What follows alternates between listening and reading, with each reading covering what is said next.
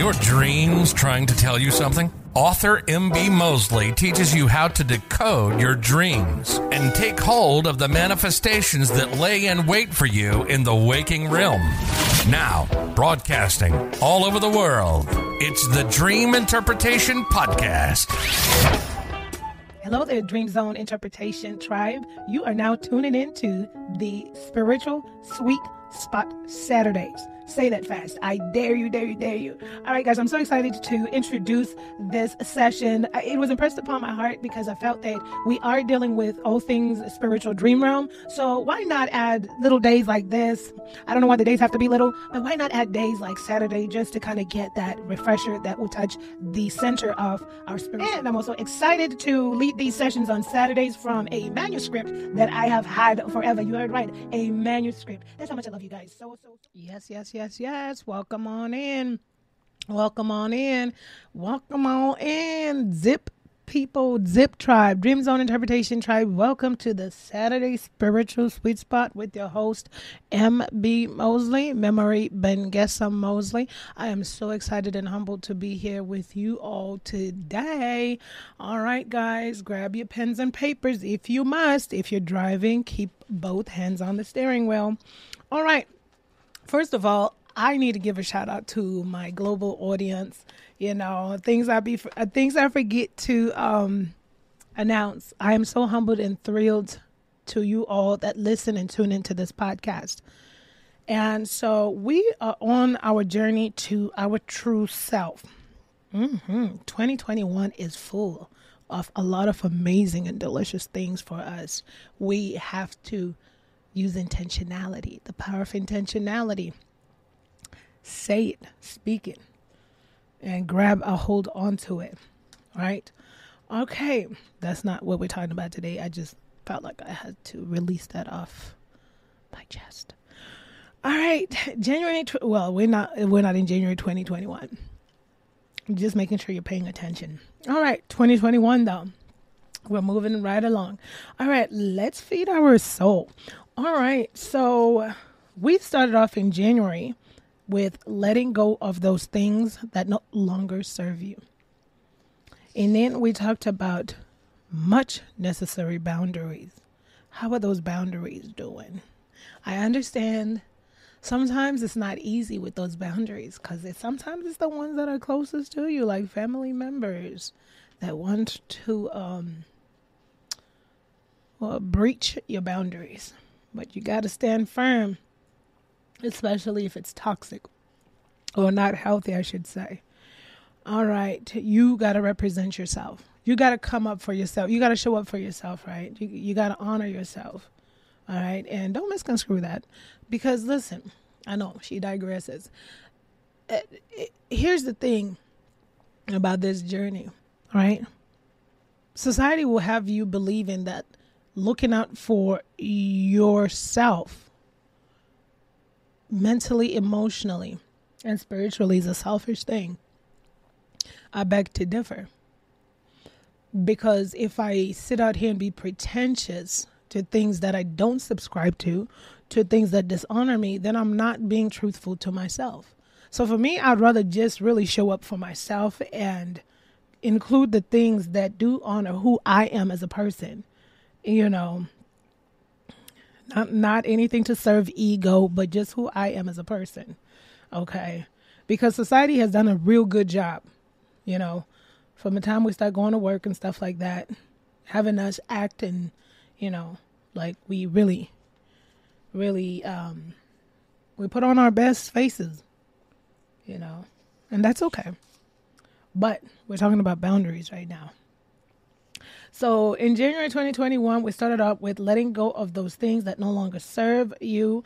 And then we dug deep into those boundaries. Put that fence up. Put that fence and protect your soul. And then now we're going to start February with forgiveness of self. Before I get into today's topic, how are you all doing? How is the journey of true self coming along? I know I'm enjoying it. I want to say that I'm thoroughly enjoying it with you all. Yes, finally I don't get to do something by myself, all by myself. But, even though I don't see your faces and feel your spirits, I just feel humbled and I feel really good. Good. I feel really good because we're doing this together. Journey of True Self.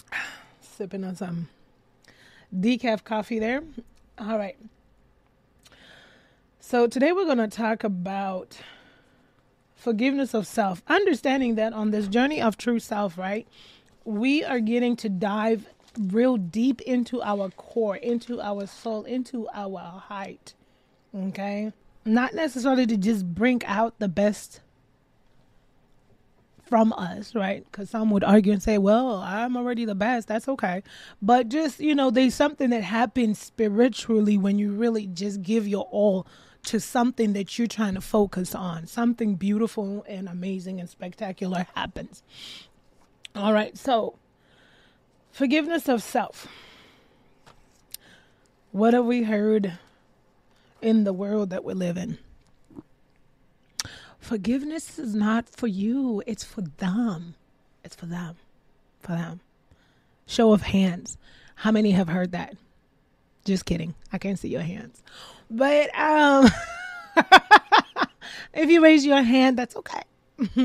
That's okay. Okay, so we've heard forgiveness is not for you.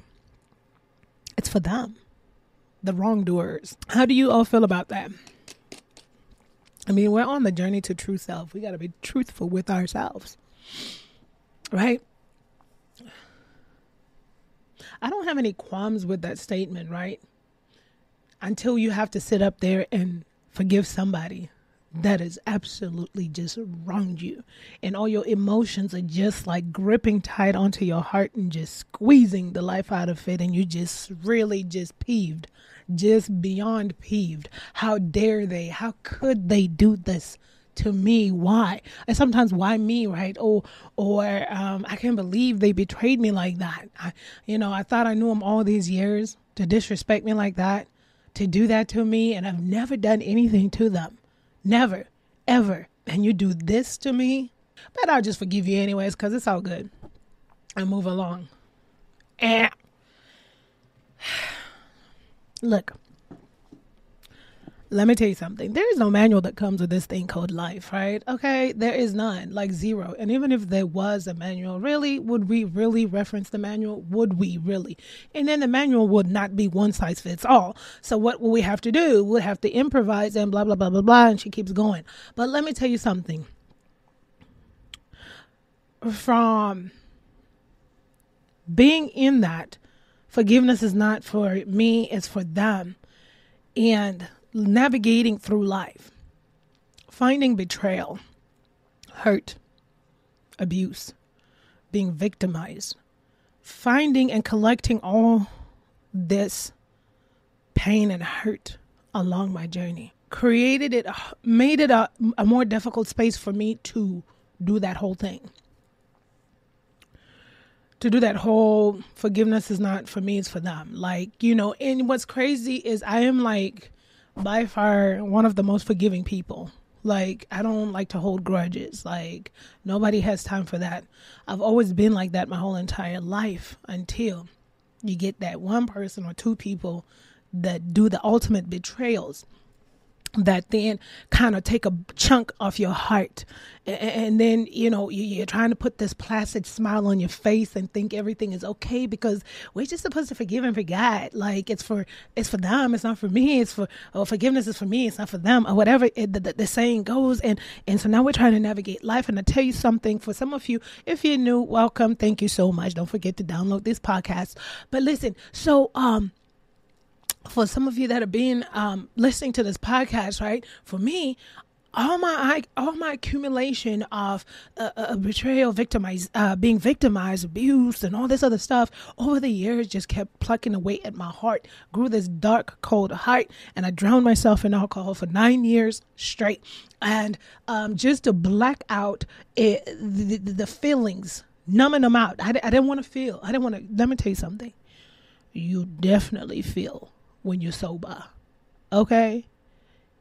You definitely feel when you're sober. But you definitely feel when you're sober, but there's something magical about those feelings and emotions when you're sober as well. Tap into that. Conscious community, tap into that. All right, so this is what was happening, right? And so just drowning, spiraling, just gone, okay? But then, that kind of, you subside, you find a way to cope with life. Sobriety comes to you and you're making amends with life itself. I'm like, dude, life, I'm sorry, okay? I got a lot of catching up to do. And so now I was trying to navigate this thing. Then you get hurt. Hurt and betrayal has no boundaries. They don't care if you've been sober for 2 years or 1 year, or you're trying to, live a clean, positive life. But no, And I'm like, why are we all in this pot? Good people, bad people, evil people. Like, why are we all just cocooned in one big old pot, but just teasing? Anyway, so let's keep moving. So now I'm battling forgiveness. I'm not here to lie to anybody, but of course it's easy for me to forgive you if I don't know you and you step on my pinky toe and I'm like, oh no, I'm ouch, and you're like, oh, so sorry. Okay, that's fine. I don't know them. But then people you have known most of your life betray you, lie on you, just turn your back on you. How do you just forgive? Do you go to sleep and just wake up jovial? Like, didn't need that relationship anyways. Anywho, on to the next, right? Listen, this is what I'm going to tell you today. Forgiveness is a process. Okay? It's a process. It is. To me, now this is just to me. To me, it all depends on the levels. Like I said, all my life I've just been the type that doesn't like to hold grudges. Like I just, don't want to start nothing. Like, let's just, But then when because life is a big class. And so life is like, we already know you don't like to hold grudges and you don't like to, So we're going to give you the ones that we'll see how you're going to handle those lifetime betrayals of people you have known for a long time.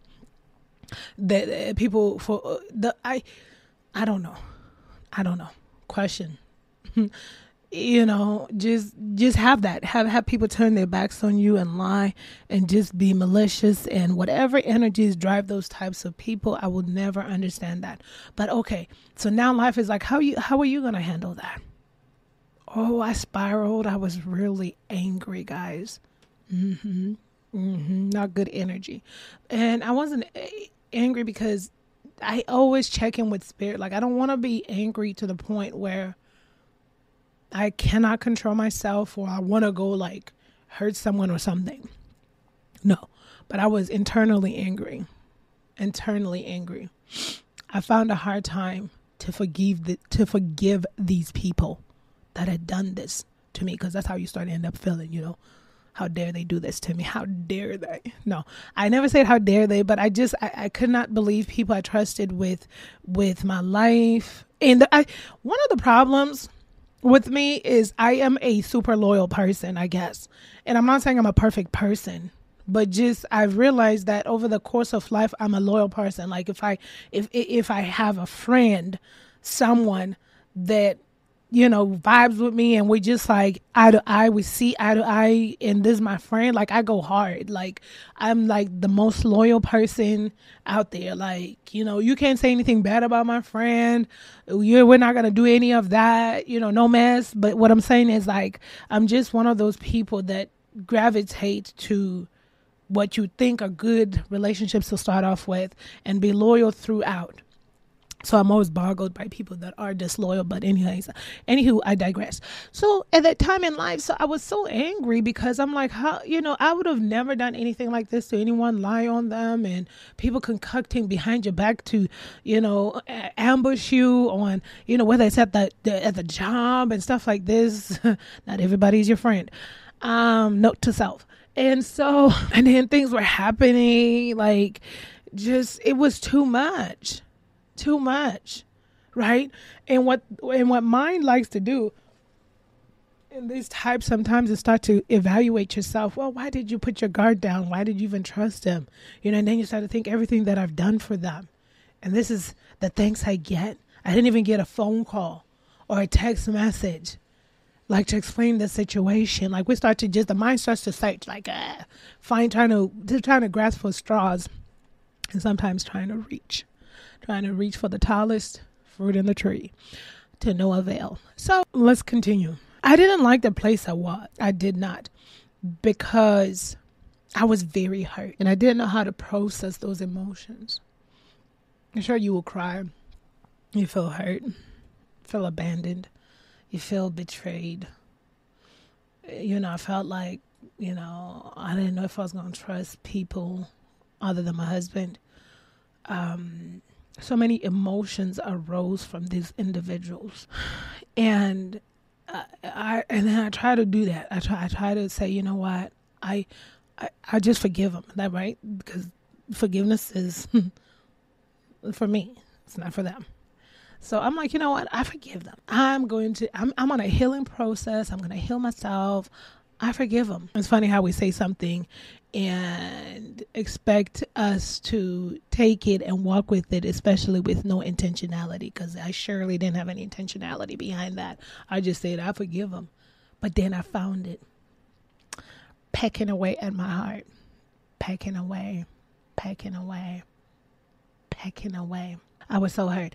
One incident, it's like two separate incidences, areas that this happened, and it just happened like together. I'm like, geez, could we not like space these out like after a year? But it just all happened. Boom, together. A woman that had helped me throughout my journey. I gravitated to, and some of you who have heard of my sobriety story, you've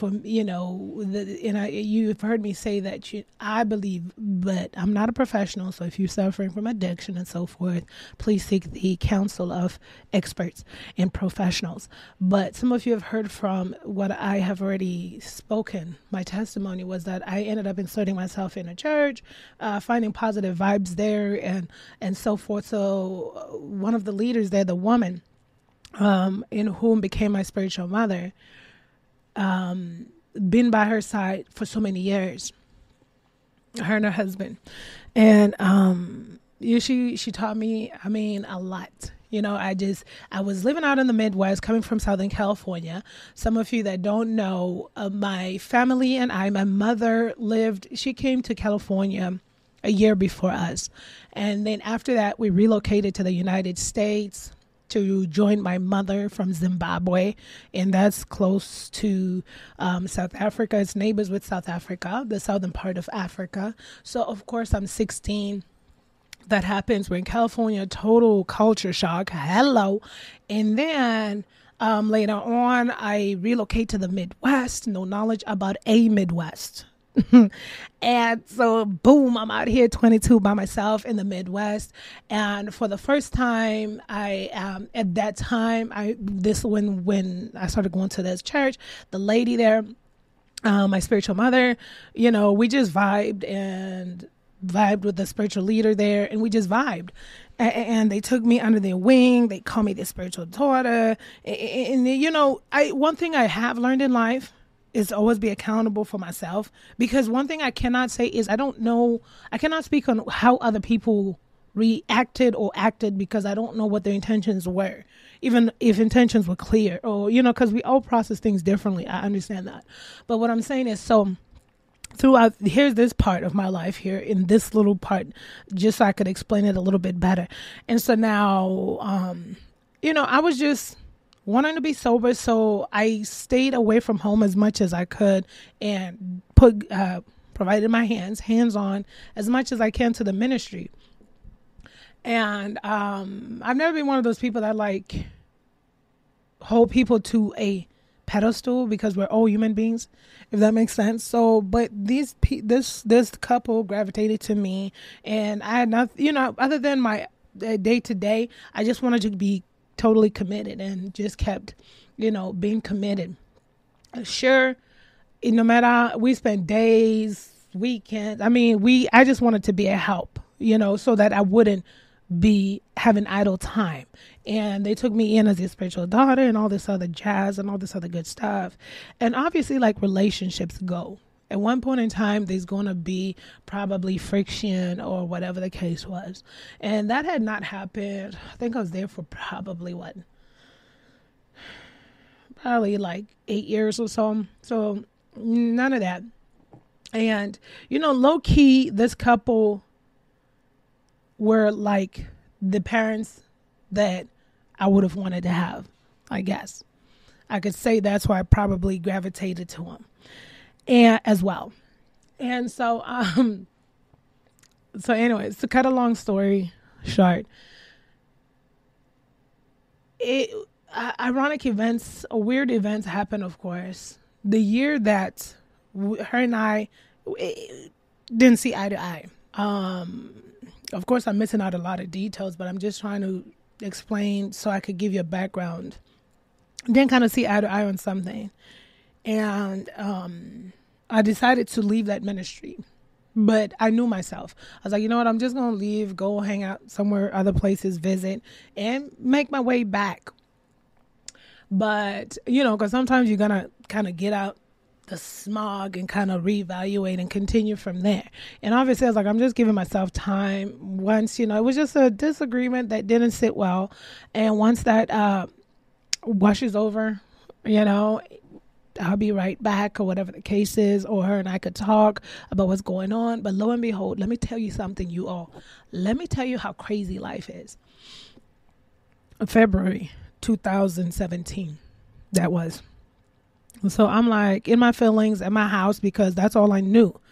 Other than what I had going on, that's all I knew. It was a family, and I felt a little betrayed, right? And so I'm sitting out here just trying to process things. Backstory, any other time, I'm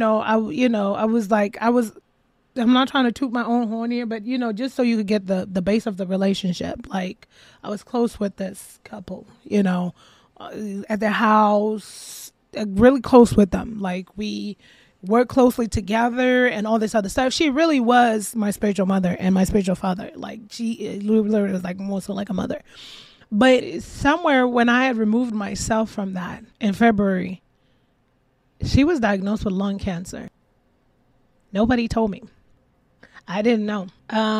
So I had a few people that went there that I talked to that just said, oh, we hadn't seen her come, but they had not disclosed it to the congregants, of course. So nobody really knew what was going on. So I didn't know, and I was just speculating, thinking, and but not knowing, anyways. So it happened to be lung cancer, and she passed away in October. Instantly, I was angry. First, I looked up. I was like, really, God?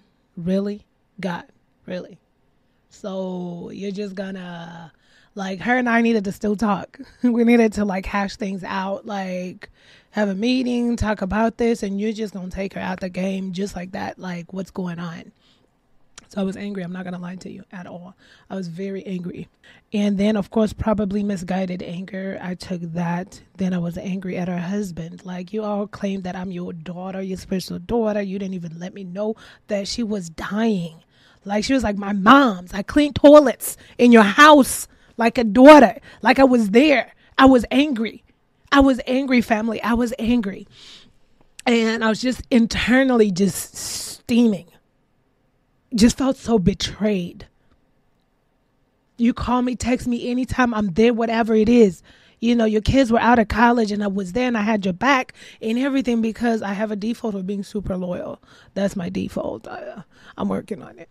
And so I was so angry. Like, how she did? Like, no, we hadn't talked about it. I thought I was your spiritual daughter. You didn't even text or call me to let me know to come see her before she passes away. So that didn't sit well with me. Okay, this is my emotions. Like I said, I can represent the other side because everyone has the right to think and feel how they want to feel.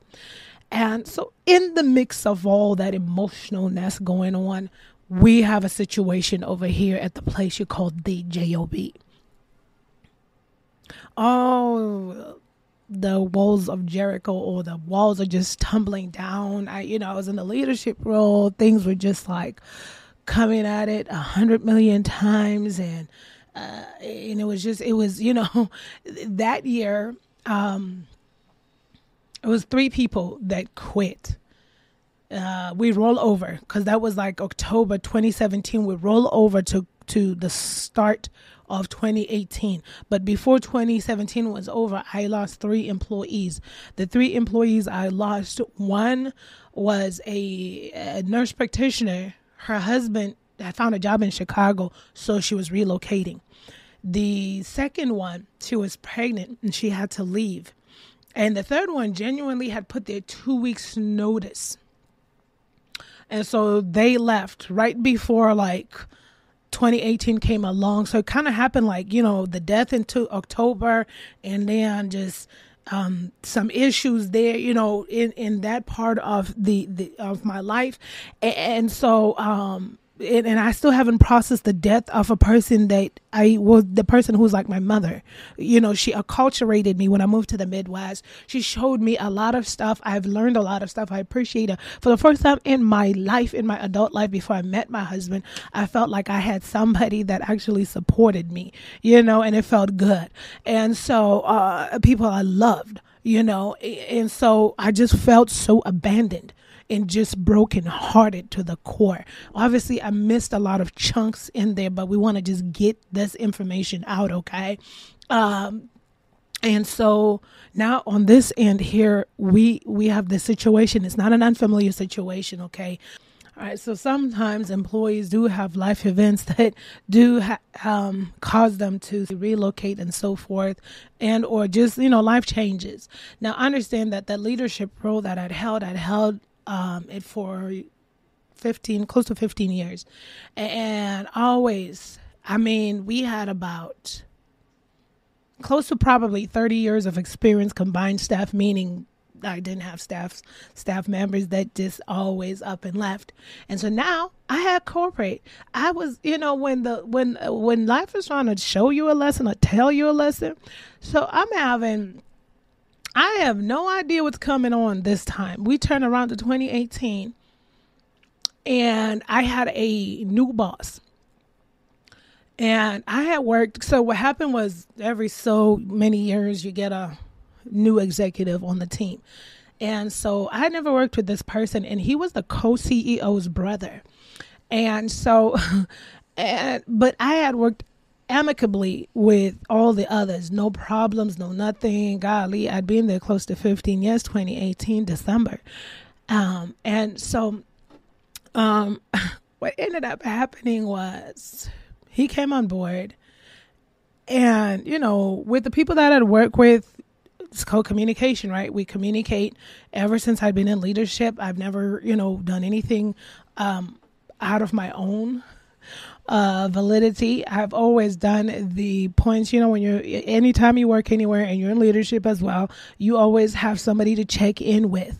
And so it's always been, the company was flying me all over the place to train people, dissolve teams, to bring up teams.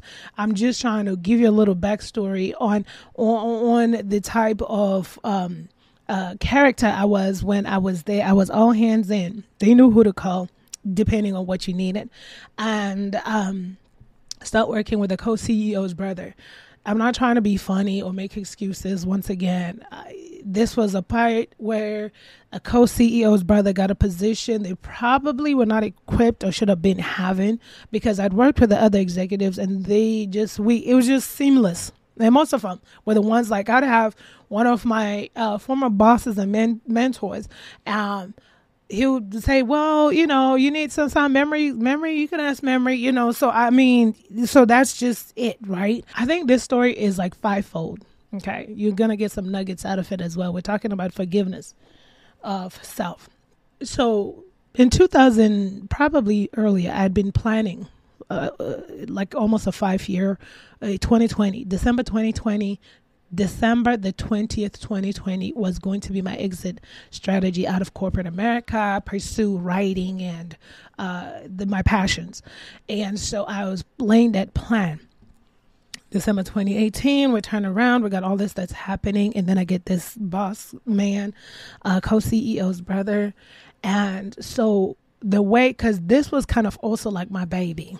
This company had relocated me to the Midwest, and I felt indebted. I'm a loyal person. I felt so indebted to them. And so that's why I stayed around, and it was a cool company. And so, I mean, I didn't have no problems, with anyone until 2018, paid close attention. And so,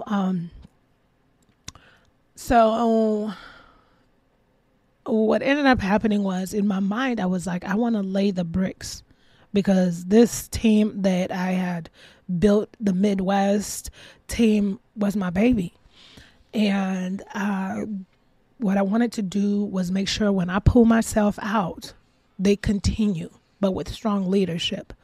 And so I was scouting with the people that we had, the employees there, and 2 young ladies. I thought, you know what I'll start doing is training them to be assistant managers. And so that knowingly, so when I pull myself back, then they could have a leader and an assistant manager. Obviously not telling them my plans, because people freak out when you say you're about to leave and da-da-da. But I wanted to lay that. And it wasn't anything new for the company to have 2 assistant managers with a manager already. It wasn't anything new. So I hit up the new co-CEO's brother with this idea, the idea was that I said I would like to train 2 of my best for assistant manager positions, so that they could share this position, blah, blah, blah, blah, did a proposal, blah, blah, blah, blah, blah. He approved it. He said approve. And so communication is always key. So what I did was, which I'd always done with all my bosses, paper trail, guys, email paper trail. So what I did was I always emailed them every turn. So we proposed, and I put when we could possibly start training them, and just every time emailing the steps, what we're doing, what we're working on. And so we, and I approached them about a date, an official date, where these 2 wonderful young employees could get their raise and get their position, their title switched over. And so we had said, okay, when we started this, it was close to the end of 2017. So we said come around 2018 in February, not January, because January for business is a little bit slow. But February, we put a date. We locked in a date. I knew all these dates, and I'm going back and forth, email. And I'm like, so what do you propose? What's the pay? It was a good pay for them. I mean, a great promotion. These are both mothers. They both had 3 children, young ladies. Their work ethic was amazing. So that's I felt like that was the least I could do. They had shown leadership skills. They're just, go-getters. Like, they deserve these positions. They literally did.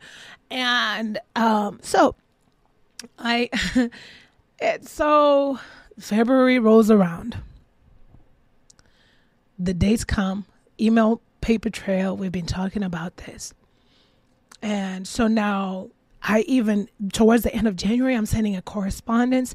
I'm like, all right, so now is it safe to disclose the, pay amounts, because the dates are coming closer, and then, have the meeting, let everybody know what the plan. He said, yes, go ahead.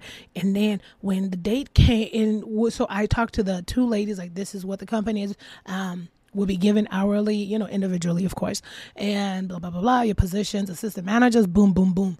And so the date drew close in February. So it was like the 3rd week of February. So like every week I was just emailing, we're getting closer, with the green light, boom, yes, we're good. Come the week off, close to the date off, send that email. Guess what happens? He sends me an email back and says, about that, this is what we're going to do. Let them, listen to me very carefully, family. He said, let them keep their positions, meaning the assistant managerial positions. He said, let them keep their positions, but we are not going to pay them. Utterly confused, utterly discombobulated. I'm like, what do you mean? So I respond back. Please, with needing clarification, can you please clarify? And he said, let me tell you exactly how he typed it. Listen, he goes, shh, SHHHHH dot, and says, do not tell them that we're not giving them a pay raise for the position, but let them keep the positions and assume the position. What do you do when your moral integrity is tested? No, I disagree.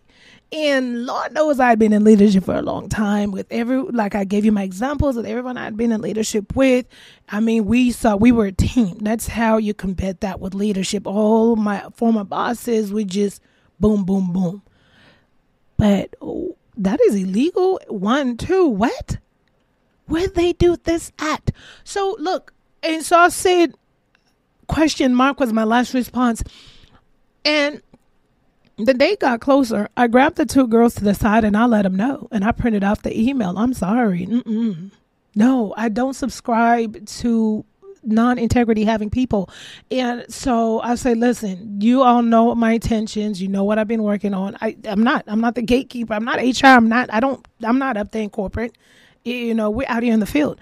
And so I say, look at the response. Okay. So now I want to make sure that it is your option. If you want to assume the position of assistant manager without the pay increase, you could continue. But if you don't want to, I totally understand. In my mind, I wouldn't want to too, you know? And so the ladies was like, nope. Thank you. Obviously, I mean, come on. So I relayed that back to my boss. Like, look, I had a conversation with these 2 ladies because, like, okay, you all, come on. Like, I promise you, this was so freaking weird because I was like, what do you mean don't tell them? Do they not look at their paychecks? Like, do they not know how much they make? They've been working with us for a while. So what do you mean don't tell them? Because when they saw their first paycheck in this position, they're obviously going to see something is not right. And they're obviously going to come to me. Okay, I have to answer to that. And I cannot be silent and act like I didn't know what was happening in the background. That's not the way this works. No, ma'am. So I said, you know, so that's why I let them know. And I told my boss that they know, and I gave them an option. If they want to continue with the positions, they could, but they didn't want to continue with the positions. And so I'm like, okay, back to square one, you know. After that, if I'm lying, I'm dying. After that, I get a write-up. So, you know, corporately, a write-up is like in the 3rd. So every place is different. I shouldn't even say that. But so over here, it was like the 3rd is close to termination, right? So the 3rd write-up is like, look, if you come back, sneeze, we terminate. And the 4th is a termination. I get a write-up in the 3rd. Now, not immediately after all these events, guys. There's a whole lot of events that were happening from the co-CEO's brother with no integrity. I'm just not that person. No. That's why I say I would make a bad bank robber. Don't come get me if you're going to try and rob a bank, because I'm going to stop that car and tell them police who did it. You call it a snitch if you want to. We're not going to do that. I'm not going to sit up here and just have a dark heart with no integrity having selves. And so just be guilty. You know, I'm not going to do that. I'm not going to imprison myself. No. And so, I mean, events happened around that time. Oh, yeah. So events happened around that time. Remember at the top of the conversation, I talked about those 3 employees. And so here goes this thing. And then it's a healthcare industry. And so, you know, things, protocols and policies are just flying all over the place in the inbox. And a new policy has been enacted. Well, it wasn't enacted. A new policy memo has been sent out, but it's not effective yet. And so somebody on the team that I was leading, we're still operating in the old policy. And this co-CEO's brother wrote me in the 3rd, the leader, which was not even a policy, which was not what happened. I'd been there close to 15 years, remember? And so, and said that whoever the employee was had done whatever it is they had done. And because I knew a lot of people in this company, I'd been there for a long time. So I hit up the lab directors and so forth. And I'm like, hey, look, does this not take effect at the end of May? Because I was going to on vacation starting like June the 1st. And they're like, yeah, it does. And I'm like, what is going on? What's going on with this policy? It's never been like this because we're medical professionals. The people we have hired are medical technicians, EMT workers, nurse practitioners. My former thing was sonographer, okay, handling with the ultrasound machines. And so we have all kinds of, healthcare professionals that come with their healthcare professional background. And so what happened is in that case where, let's say, a machine has been messed up and being calibrated, that tech gets the write-up, not the boss, right? Crazy. I never seen this a day in my life. It's so easy for me to laugh now. It's so easy for me to laugh because I'm laughing because like, yeah, look, bruh, if you wanted me out, just fire me. Like you could have just been like, bye. But they know that they'll get a lawsuit because I've been in that company for so long. I knew the everything. Hired, fired, wrote up, did all of that. And trust and believe, guys, firing was never a thing for me. But as we get to know each other, you get to know a little bit more about me. That leadership position, I'm just like, thank you for the experience, but this is me now. Journey to true self. People will take you out of character. Don't let them. But so anyway, so now I'm facing a write-up in the 3rd. I have no record because how write-ups, remember, been there for almost 15 years in the leadership role, and how write-ups happen is you get the first and both parties have to talk about it. You have to sign for a documentation for corporate, and then you have to talk about the behavior and how you're going to do it. Second, you have to do the same thing, both parties. Third, both parties. Fourth, bye-bye, both parties. But how do I get a write-up in the 3rd? In my whole entire life of working since I was 16 years old, I had never been written up, never been late for work. I was one of those goody tissues that like to chase money. But so I'm like, how does this work? How does this work? Okay, so now I'm utterly confused. So I'm like searching for answers. Who has answers? HR. Now, understand different labor laws, states, and so forth. I researched where I lived, and they can optionally give me my employee file. They don't have to, but I wanted to test HR's integrity at this, and I said, hey, I dealt with HR the whole entire time. And so in the way everything has always been layered out, like at the top of this story, I said, there was nothing I ever did on my own because anytime you had to terminate an employee, I had to go to the next level. Hey, this is what's going on. They've gotten 3 write-ups. The 4th one is termination. This is what's happening. This was always me. What do you suggest I do? And then they say, they gotta go. So follow my boss's lead. Boom, do what I gotta do. And then it's not just my boss, because then we had a clinical department. So I go over there. Hey, talk to, whoever my boss is. This is what's going on with this employee. The suggestion is to terminate. What does the clinical department think? They say terminate. I get 2. I get 2 green lights. I do my job. I'm done. Trust and believe me, it was horrible. I hated that part of my job. Trust and believe. Anyone that says they love to fire people is probably needing some evaluation. I'm just saying. So you guys, it got so bad because I didn't like that process. Every time I hired people, I would literally put it in my speech, for real, intentionally. Please just follow the protocols and procedures that are in this hire packet so that I don't have to be on the other end letting you go. Please, I beg of you, don't let me do what I need to do on paperwork wise, because that was always my motto. I never did anything that wasn't in the handbook. And I know, anyways, let's continue. So boom, I get this. Check this out. He calls. Co-CEO's brother calls and he's like, check your inbox. I'm like, okay, check my inbox. And then that's when I saw the write-up and I'm like, I'm not understanding this, Tom. And Tom was like, yeah, well, that's him. Yeah, well, I was like, okay, how did I get a write-up in the 3rd? Then he tried to say the tech that ran a non-calibrated machine. I said, well, with that, I had paper trail. When that incident happened, I emailed clinical, and I emailed the director of the lab for instruction on how you want me to talk to this employee and what you suggest I should do. They say nothing, don't do anything, just document it. We did that. It was addressed. But here goes Tom, co-CEO's brother, saying, well, it was this tech, and I said, and then, and then he tried to say this policy that the lab had presented. I say that's in force on the 30th. I'm not understanding all this. And he went great rock on me, silent. And so I'm utterly confused.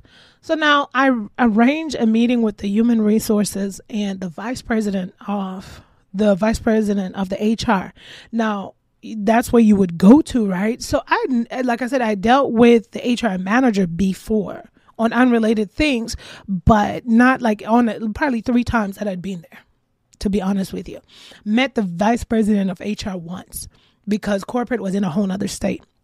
And so, so now I'm confused because the person that's supposed to be my boss is not really giving me solid answers. I've done these before. So how is mine in the third? If you didn't even talk to me, I didn't sign anything. And what are we doing? Like, what's my first one? What's my second one? Because I would have known, because we would have talked to any one of these people. I've never had like a bad working relationship with any of my bosses.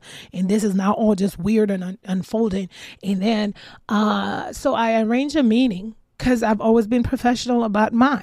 You know, here's one thing I wasn't doing. I don't lead in emotion, and I'm not, about to, look at her and all this other stuff. No, we're not going to do that. I'd lasted there for having an even temperament and just abiding by the rules. So then I arrange a meeting. We arrange a meeting with HR. HR calls me, the HR manager. And then they connect to, first of all, the lady had an attitude. I was like, dang, what did I do?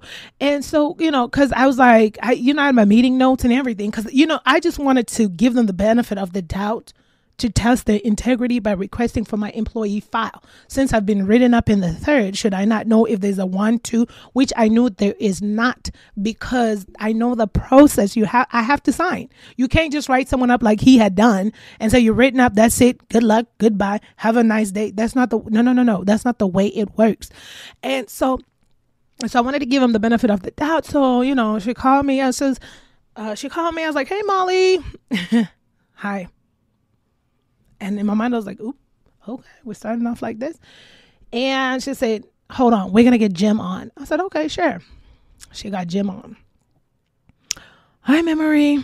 I'm like, hey, how you doing? Good. And honestly, I'm thinking like just business to business. What's going on, with this?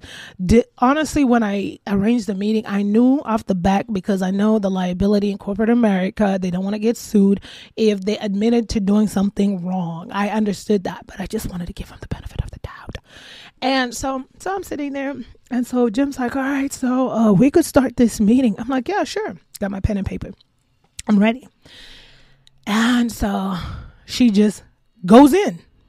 The manager of HR, she just like goes in. Like, she's like, okay, so because in my meeting note, when I was requesting to meet, I said, also looking at Missouri laws, I'm, able to request for a copy of my employee file as well. And so when she started, she was like, first of all, we're not going to give you your employee file. In my mind, I was like, oh my gosh, what are we doing? And I was like, okay, all right. And then Jim jumps in. All right, so guys, let me tell you, he jumps in. So now, because in my mind, I'm not confused. I'm like, I didn't expect him to, because I was testing the integrity. Because if it's factual, let's say for some reason there are 2 write-ups before the third one that are in my file, then I want to see them. But they were not, because I didn't sign anything in my life there or talk to anyone in leadership to know that there's 1 or 2 on file, to even have 1 or 2 on file. And so he just jumps in and he goes, well, listen, I requested a meeting to find out about this third write-up. And what was going on and all this other stuff. And he goes, well, my husband always laughs at me because he says every time I when I switch characters, I go into character. And so Jim goes, yeah, well,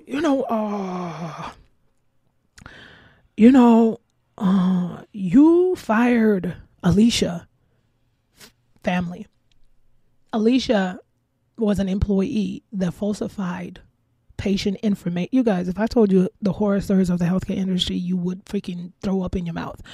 Alicia was a medical profession who falsified patient information on a patient sheet.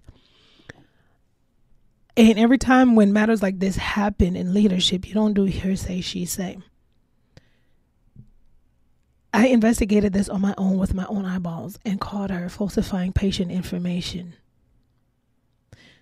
The biometrics were wrong because she had packed up her station. So how do you measure the blood pressure, height, and all this other stuff for the patient when you don't have the equipment out? Because we were a mobile unit.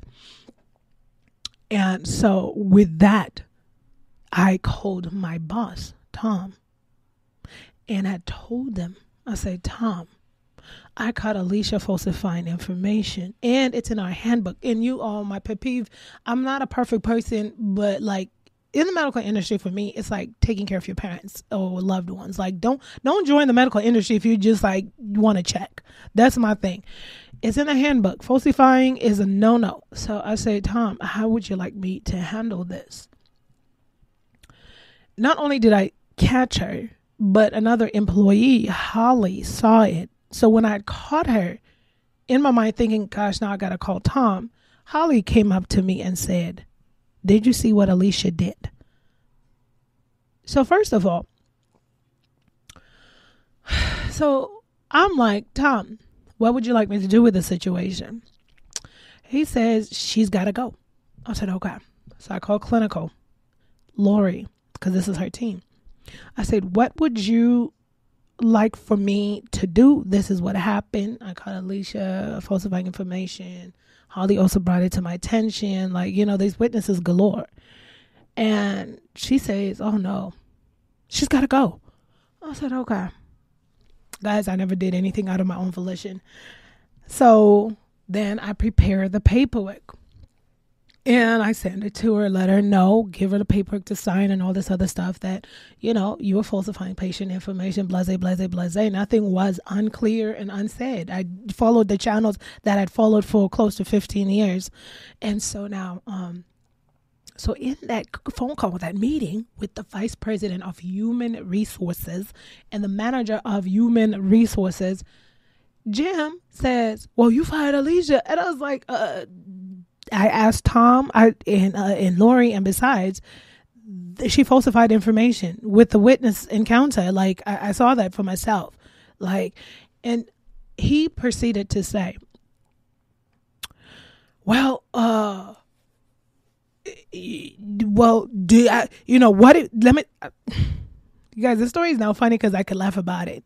I literally can't because it's been that long. But he says, well, what if I told you that the patient that you say that she falsified 2 patients, by the way. The patient that you say she falsified, we talked to them and there was nothing there. And I said, what if I told you, I had the patient information too, because I was waiting to see what we do. Do we call him back and just rectify all that? I said, what if I told, because here's the thing, he tried to play games on with me. And now at first I was confused and I'm like, what are you guys doing? We're supposed to be talking about this third write-up, but I clearly recognized that we're trying to deviate the situation and not talk about it. And now you're bringing up an employee who was rightfully fired because my boss said so and the clinical department said so. And they signed off on that. And I said, so what if I told you that Holly's a witness there, I was there, and people saw this firsthand, and you say you talked to the patient, but what if I told you the patient say it never happened? Oh, well, you fired. And I said, listen, you guys, it was so tough because I was like really like discombobulated in my mind. I wasn't sure. Like, I was like, is this reality? Is this happening now? You guys, the story you're hearing about, if you remember the dream that I talked about snakes, riding on snakes in the car, that dream happened. And then the next day, this is the meeting, okay, of what transpired.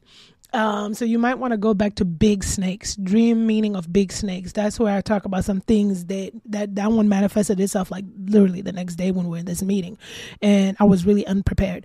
And so, and so he was like throwing out information. Like he goes, and you, oh my gosh, he goes, and they're grasping at straws. They're trying to avoid a lawsuit. Like I would have gone down without all of that. I just wanted you to be human enough to say, you know what? Look, I told my husband, I was like, I know you're not going to say we're sorry for him putting you in the third. You don't deserve it in the third write-up. But at least just say, you know what? We'll look into it. I'd have been fine with that. If they said, you know what? We'll look into it and they never did, I'd have been fine with that. But Jim started like pulling at straws. He says, well, what about the 9 people that have left? Family. I told you it was 3 people that left. It's on record. They know why they left. I said, excuse me, 9? And so now I'm like, 9? In my mind, I'm like, who are these people? I was like, I named the 3 and the reasons. And so it's just like they're pushing stuff at me. And now in hindsight, I realized it was to derail me completely. And then Molly's like, well, if she falsified information, why didn't you grab the patients before they left? It's not in our protocol. Grab the patients before they leave. No, we call them back after we talk to corporate and rectify the situation. And secondly, my job is not to micromanage these people. They're technicians, right? And so therefore I talk to my boss and clinical and they say they have to go. We don't do that. We don't pull somebody back and say, and then she say, well, why didn't you tell Alicia what she knew she did?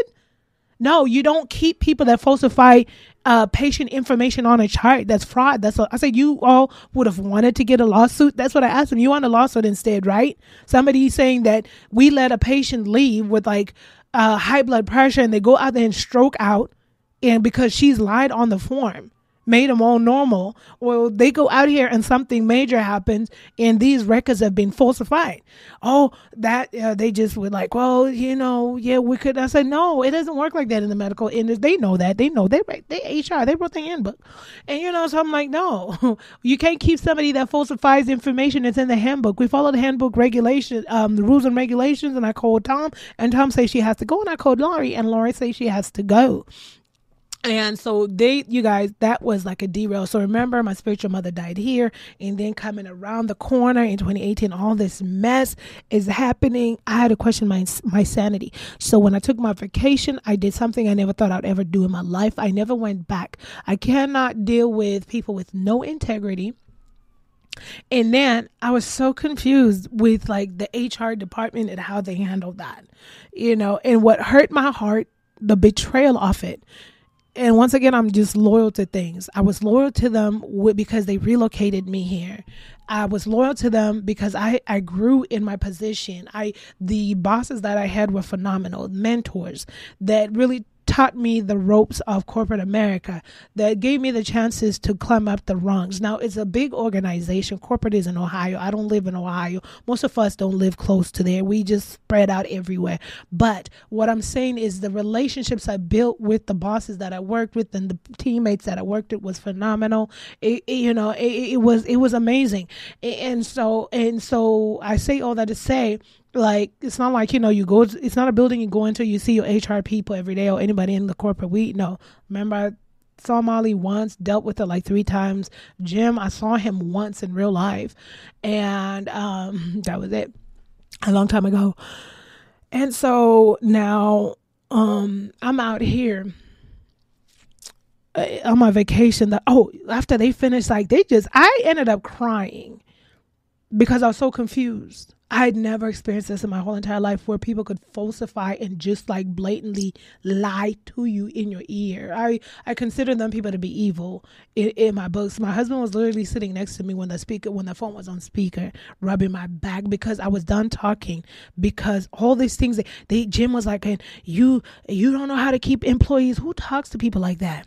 Who talks to your 15-year-old tenured employee that's never called off sick, that's never you guys, that's how bad I was. I never wanted to call off sick because my position, I did do 2 things and I felt bad to leave people hanging. And I suffer from cluster headaches. Okay. So oxygen tank in hand or not, I'm at work when I'm scheduled to. I'm off when I'm not. But my commitment, my loyalty to the whole entire program, working weekends when I didn't have to, like, it was just because I'm weird like that. But my loyalty is just misplaced. No, I'm just teasing. I got to hone that loyal energy to something else.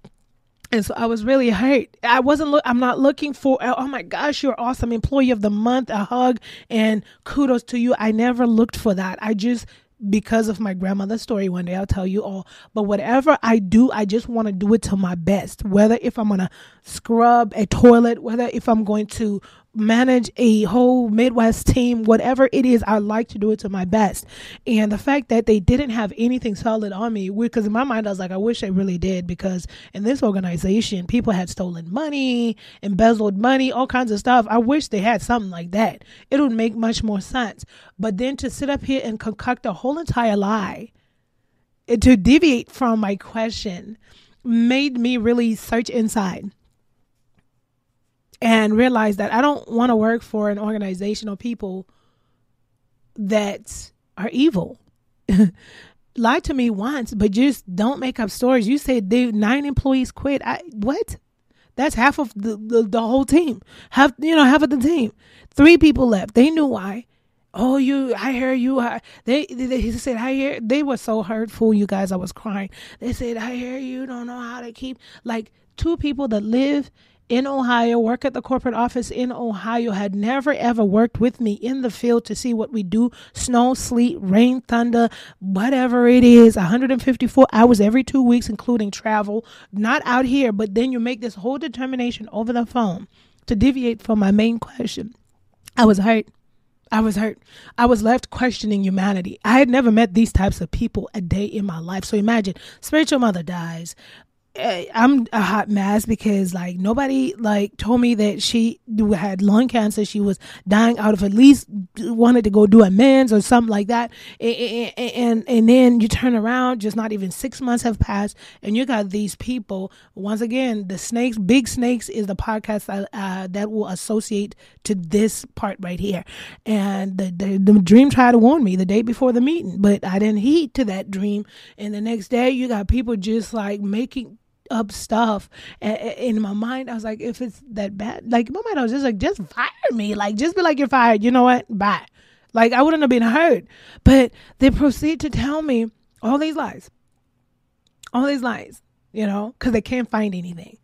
Like I said, it would have been easier if I was embezzling funds or something, but like, you know what, we looked at your records and you were totally embezzling, goodbye. But no, so now they make up stuff. And what hurt me the most was I had lived my whole entire life already in that sector, walking on eggshells.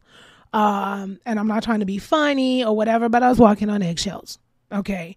And one day I'll go into details of that. And walking on eggshells, I had to do everything by the book, not forcibly, but because I didn't want anyone looking at me like she doesn't know what she's doing or whatever it is. And that's why I operated the way I did.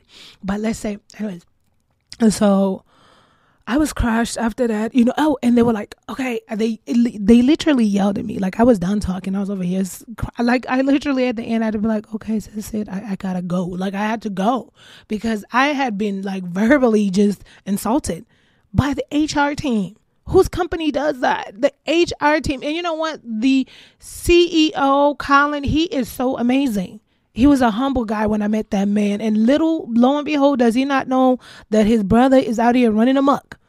But, so anyways, and so I'm crying. My husband's rubbing my back and we're on speaker. My husband's shaking his head. They're raising their voices. Like, just telling me that I'm a bad leader. Or they telling me all this stuff that's never ever been brought. Remember, we do employee reviews. You sit down with I had a once a week call with the executive team. Nobody said anything negative. There's no record on paper about any of my performances, anything. But now you're out here just bombarding me with all kind of things and employee retentions that are not true. You're out here telling me that, I don't know how to keep employees, and I fired Alicia who falsified some documents. What do you want me to do? And this is what I'd ask Jim. I say, Jim, because you got to understand something about the job, right? Especially if you're in the leadership role. If I didn't say anything, let her just ride. She was going to continue to falsify. It probably wasn't her first time. She had gotten caught. But what about the day that someone walks out that door and dies of a stroke, or a major thing happens and they reevaluate the last time they saw a medical professional and it was us? And then that family gets ready to sue. And when they sue a company like that, they're going to look at the leadership. Who's the leader over there? Oh, she is. Then I get fired first. Never be able to get barred from working in the medical industry. No, ma'am, it doesn't work like that, and she would probably just get fired, and she was on her way to being a nurse practitioner. Good luck to you all out there. You better, conscious community, you better stay all the way woke. Okay, I'm trying to tell you about this medical professionals. I've seen it with my own eyes. Anyway, so just taking into consideration the ripple effect.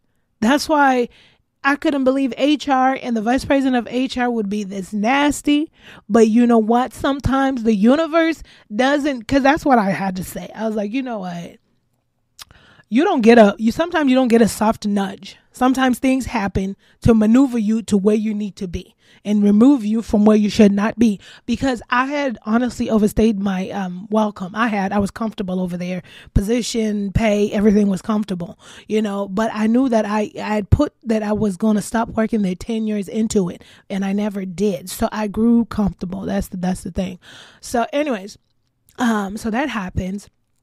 And then towards the end of the call, they're like, and by the way, make sure when you come back, this is how they're talking to me, like I'm a little pet. And when you come back, you better make sure you do this, you do. And I, like what? Where are you guys coming from? Like, have you read all my reviews? Have you read my working relationships with anybody? There's like nothing on file until this thing you all and the co-CEO's brother cooked up. But so anyways, so I said, okay. So when I hung the phone up, tears had been streaming. I was hurt. I was in pain. I questioned humanity. I didn't know people could be like this. Like I did. Like, see, I have naive blind spots. I do. And I've always believed that my naive blind spots were, shields, protection, from seeing the nitty gritty too. I'd never dealt with people like this. Like I have a problem with people that lie in general. But if you're going to lie about me and you just make it this deep, that was crazy. Like, where I don't know. I don't know. Like, I was just blown. I was so angry. I was angry because I put in my time into this organization. I was hurt because, and I felt betrayed.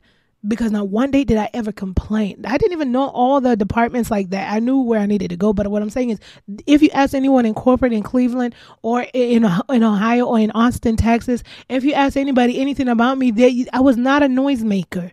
I ran the business. I dropped the deposits every night into the bank every night. Okay. I made sure work was done. Whether work was done at 9 p.m., 10 p.m., way late after hours. That was, I was married to my career. And so I was so hurt that after you do all this service, you put in your time. I knew I wasn't going to retire there. And I knew I overstayed my welcome, but you put in all this time. The least they could have said is, you know what? You've been working with us for a long time and we want to thank you. You know what? Let us get back with you and check into it. Had they said that, I would have never said, I would have still probably been there, not pursuing this wonderful podcast, and wouldn't have finished my first series to a phenomenal series of Nehanda, The Awakening of a Sun Warrior, plug in. And I wouldn't have finished Greenwood, an excellent novel to be published. So I wouldn't have done a lot of things. Okay, we get it. Okay, that's the universe, right? Go with the flow. Go with the flow of the universe. Sometimes it hurts. So I was literally shooketh to my coreth. Stayed in bed for like 6 months, sometimes crying because I didn't understand how human beings function. Far from what and the naivete part of me is I just felt like, you treat people how you want to be treated. It's reciprocated. Like even going into the meeting, I was chill. I wasn't there to confront anyone. I just wanted to we have business wise, we have an issue here. How do we solve it? That's what I was looking for. And so I just felt the world crumbling down. My spiritual mother's gone. I have no shoulder to lean on. I don't know how to process this. It was heavy. It was heavy. It was heavy. I couldn't get out of bed. Angry at everybody involved. Angry. The girl that never held any grudges was all of a sudden really just holding some. All of a sudden really holding some. I was angry at Molly. I was angry at Jim. I was mainly angry at Tom. Like, you just gonna write me up in the third and not explain yourself? I was angry at, believe it or not, weird, the people I worked with, because they knew it was a whole bunch of bullcrap. You know what I'm saying? Like, when all these events we were kind of close in these events, and I was like, nobody even said, you know what? And they didn't know about the meeting, but they knew about, when I got the third write-up, they knew about that, because I was like, what is this? Everybody was like, oh my gosh, what's going on? What's this crazy? Blah, blah, blah, blah. I know when you're angry, sometimes anger is misplaced, but I'm just letting you all know, every single person I worked with, I was angry. I felt betrayed by all of them. From HR, VP, Tom, especially those three. Oh, those three stayed really at the tip of my anger. Betrayed. I did not want to forgive him. I didn't know how. And I mean, it's not like I didn't know how, but it wasn't, I couldn't just, I'm going to forgive you because it's for me. And by all means, I do understand that whole theory too, because all these people I was angry at, they went on with their lives. Obviously, they didn't know I was angry. And then we look over here, the things that had happened, not even less than 6 months. How are you going to be angry at somebody that's dead and gone? But I was angry. I was angry because we didn't finish our conversation. How could you die? What do you mean? You tapped out. I was angry at a person I called a spiritual father, treating me like a stranger. I was angry. Didn't even call me or text me, hey, I don't know what's going on. I know we haven't seen you in some months, but just FYI, she is on her last breath. If you want to kind of see her, lung cancer. Angry. Those are the people. I felt betrayed. I cried. Sometimes when you really push to the max, like me, I'm like, I'm never going to trust people ever again. I don't want anything to do with people. But, that all washes away. Angry. I tried to move. I tried, and when I say move, it's just like, get that thought process out of my mind. And my anger was never to do anything like harmful to them. I've never been that angry at people, but I was just angry at the situations, angry at these people. Like, how could they do this to me? I was hosting anger in my heart and unforgiveness. I didn't do anything to these people. I didn't do anything to Molly. I didn't do anything to Tom. I didn't do anything to Jim. If anything, I made y'all money and showed up on time. And I was considerate, always at work when I'm, was supposed to be. And even when they needed somebody last minute, I was angry. I was angry at the whole system. I was angry over here at my spiritual father and even my spiritual mother. Felt betrayed, abandoned, alone. My loyalty, just why? I cried. You guys, if you have any emotions, I say go for it. And I always tell my sisters that if you're going to cry, cry. I cried my eyeballs out until I couldn't cry anymore. And I wanted to move past that anger as soon as I could. But the more I forced myself, the worse it became. So hear me out and hear me clear. The universe does not believe in the law of forcing anything. Remember, everything happens naturally. You got to let life unfold naturally. Okay. That's the aspect that was missing in this forgiveness journey. I kept trying to force because society tells me that I have to forgive them for myself. But every time I says, well, put on a plastic smile and be like, well, I'm over that. I don't even see them. I don't care. I don't deal with those people. That's how you get, right? To be tough. But the more I did that, the more I closed my emotions and feelings, and I internalized. 8. I was misdirecting because in my mind, I'm trying to force myself to act like you're forgiving those people. You're forgiving them, like shaking my head. You're forgiving them. You're forgiving them. It's done. Water under the bridge. I don't even see them. I don't even care. No. Tears were catching up with me. I was crying. I was so broken. Then that anxiety, I had never experienced anxiety a day in my life. Then it came. Like when I would think about the situation, because I had to go to the doctors because I thought I was having like a heart attack. I was like, what's going on? Am I dying? And it got me in there, put me on an EKG, and they were like, everything is checking out. Like, never had felt that feeling before. And he said it's anxiety. I was like, oh my gosh, if this is how anxiety feels, I don't want it. Because then it's like every time I sat there and thought about these people thinking I forgave them, just that heart would just drop. And it just was crazy. The weirdest feeling you'd ever felt in your life. And I hated feeling like that. I did because I wanted to forgive him, but I couldn't. Not I didn't know how. I couldn't because every time I say to myself in my mind, I'm forgiving them, I wasn't. Because then I would cry. Then I would think about him and I'd be angry. And my message to you, finally, now that we're here, is that, listen, yes, forgiveness is mainly for you because the culprits don't know. They're going on about their lives. I understand that part. But also allow yourself. Okay. Today's message is forgiveness of self. Allow yourself the grieving. It helped me. I mean, do what you got to do, but listen, allow yourself the grieving process. Every time I find myself in different situations, and I tell my sisters this, I give myself the grieving process. Okay. If I have to cry, if I have to yell, if I have to scream, I have to get the emotions out. Get the emotions out. Understand that where you are today, if you are feeling some type of way about someone and you're finding it hard to forgive them today, it'll be different a year from now, same day, next year. It'll be different 2 years from now on January the 30th, 2023. Okay.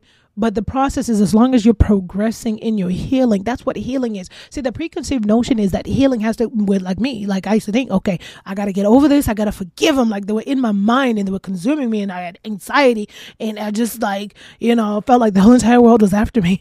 And so it in my mind, it's like I was trying to rush and force myself to forgive these people. And every time I rushed to force myself to forgive them, my palms would sweat. I'd get anxious and it just, all these things would just come bombarding me at once, emotions and feelings I never felt before. And I had to chill. I told myself, you know what? We're going to stew in this. Stew in it. You want to stew in it? Stew in it. Hey, everybody's coping and healing process is different. I said, stew in it. You want to have a pity party memory? Have one. You're going to have a pity party for 30 days. Go ahead. Start crying. Have your pity party. Say, why me? Why they do this to me? I can't believe they did this to me. Have your pity party. Have it. 30 days later, I came out. Pity, because I say I do 30-day increments with my process. So I said, okay, done. Because I said in 30 days, we promise we're moving on to the next because we got a lot of stuff to get off. So we're going to do a pity party for 30 days. When we get done with that, we don't want to hear any more pity party. We don't want to hear why me. And then 30 days came and left, cried, emotions, did everything, pity partied all the way to the 30th day. Next month, what are we working on? We're still going to cry. What do you feel like? Okay, you're feeling really betrayed. Okay, go for it. Feel really betrayed for 30 days. Let me see how you do after that. So I started to do, that's just me. Started to do those processes and I allowed myself to feel every single emotion I had to. I had suppressed my emotions for so many years, especially in alcohol. And I knew that if I didn't express my emotions, I was afraid that I would probably try to find something that would help. So I have to express and feel my emotions. When I felt like crying, I cried. When I felt like dwelling on something, I gave myself a short period to do it because what I had promised myself at the end of it is we're going to forgive ourselves. Let's first do all this stuff that we want to do. We want to pity potty, wallow, and do all this other stuff and feel betrayed and feel like everybody's against you and all this other stuff. Let's just do that. Let's get it out the way. Get it out the way. Get it out the way. 2 years later after this ordeal, yes, 2 years later. Yes. But understanding those 2 years, I wasn't walking around like with like, just a, upset face or just, forget the whole world. Because the healing happens. It happens in spats. Like you're going, I'm out here, I'm good. And then the next 5 minutes, you're like,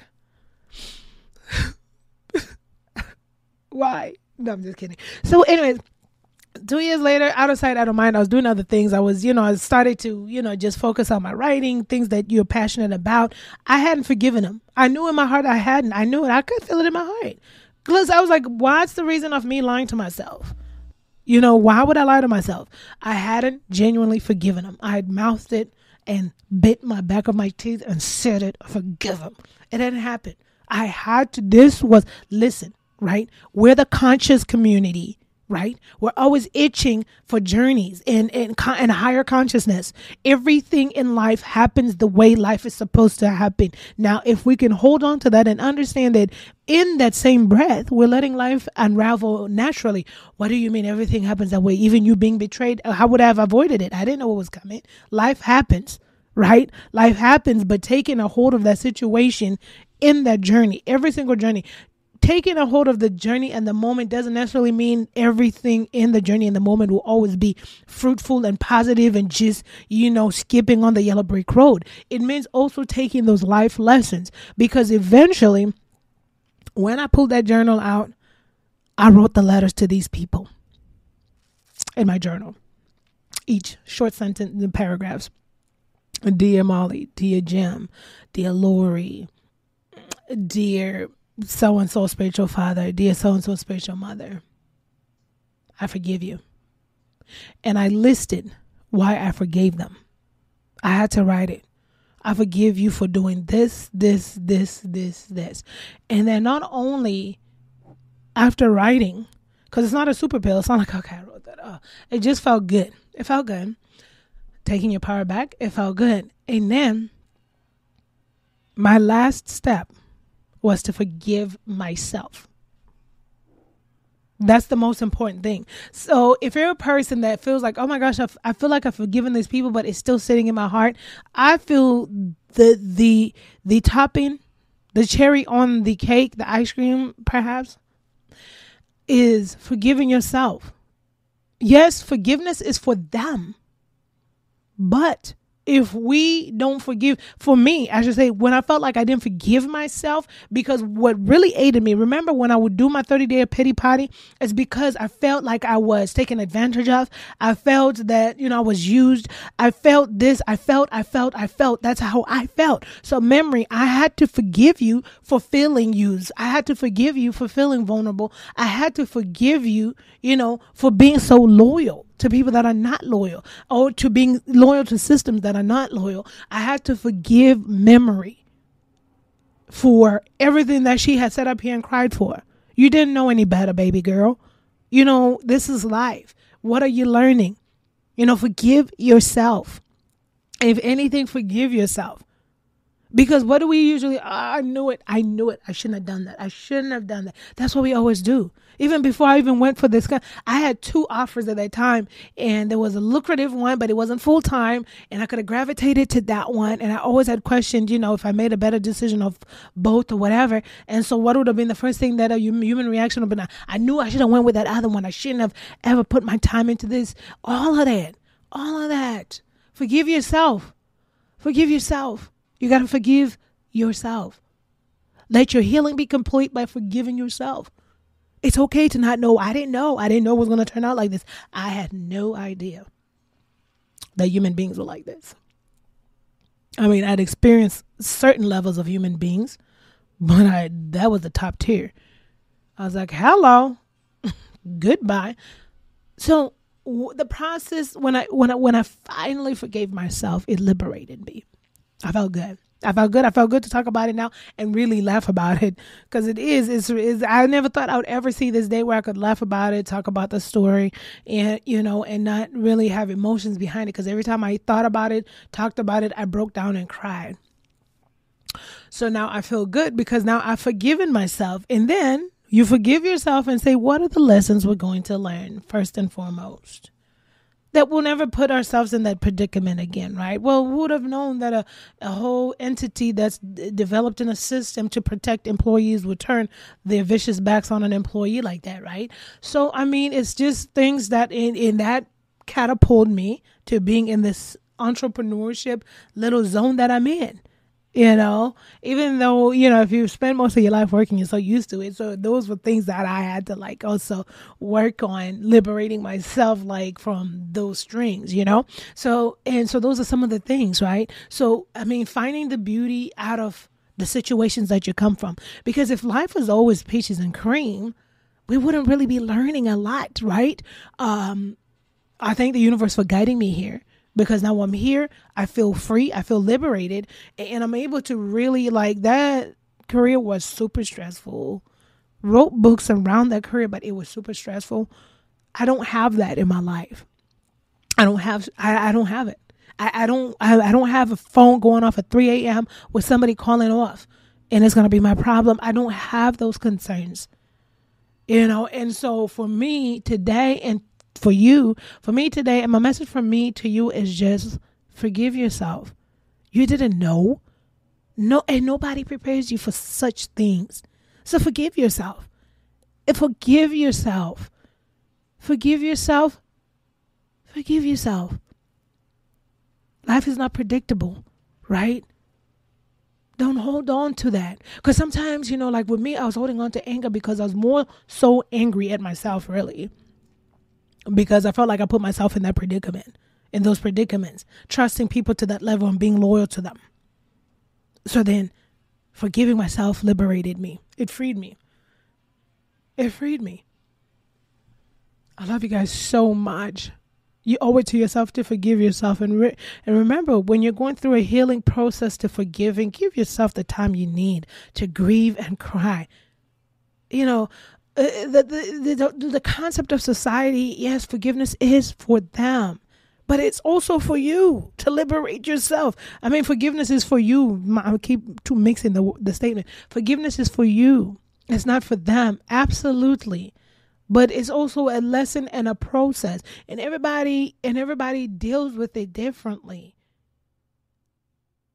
I love you guys so much. Stay blessed. Life is happening right now, not tomorrow. Not yesterday, but today. Seize the moment to enjoy each day while en route to your intended destiny. A quote by Memory Ben Gessemer. If no one has told you this today, I love you. I appreciate you. And yes, we can do this thing called life.